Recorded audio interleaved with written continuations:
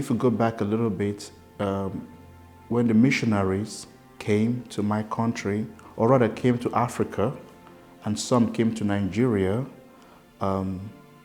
most especially the Irish missionaries, they brought in the priesthood. Yeah, they brought in Catholicism, and of course, it was the priests and the sisters that brought that. And they brought it into our culture, and with that, they established some churches, helped in building hospitals and schools. So that was when we got to know about the priesthood, the priests who came as missionaries, and also the religious. So that gave good knowledge about the priesthood in my place, in my country. Now, the priesthood itself, when we go to the Bible, the New Testament, the scriptural passage, when we look into Luke chapter 22, when Jesus had the Last Supper with his disciples or with his apostles, he gave them the power. That was when he gave them the authority to continue to break the bread and the wine, which will become his body and blood for his people, and they should do that in memory of him. And with that, with the empowerment of Jesus Christ, giving that authority and that enforcing his apostles to carry on that divine supper, the Eucharist, Thanksgiving. I think that is the beginning, the foundation of the priesthood.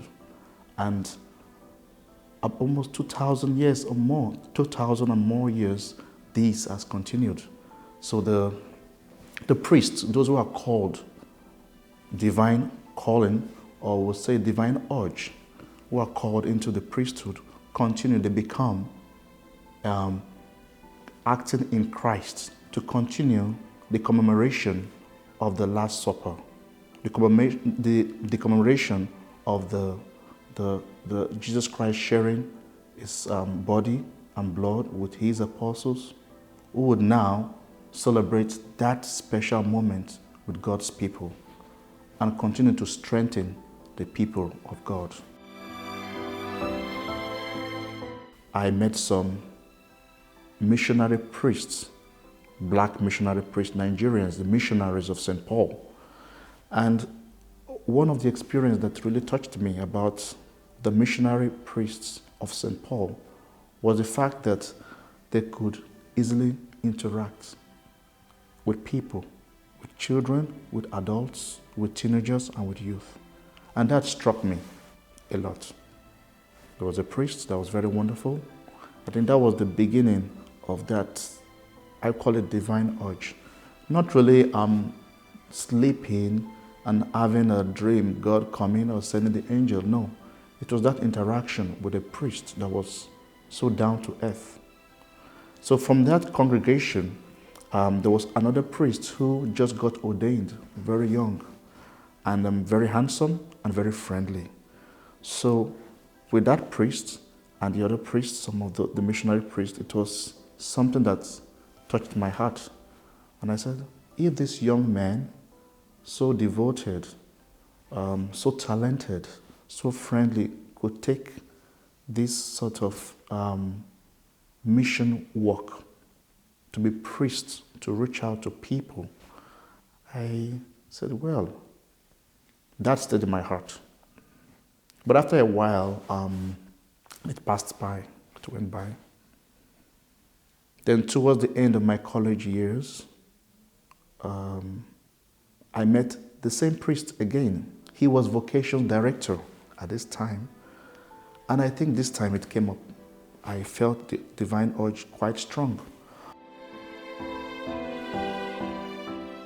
The priesthood was, for me, it was, I would say, it was a divine journey to really embrace that mandate of Christ to be his priest for his people, to reach out to his people. And it was a divine urge which those priests I did mention really helped to spur me.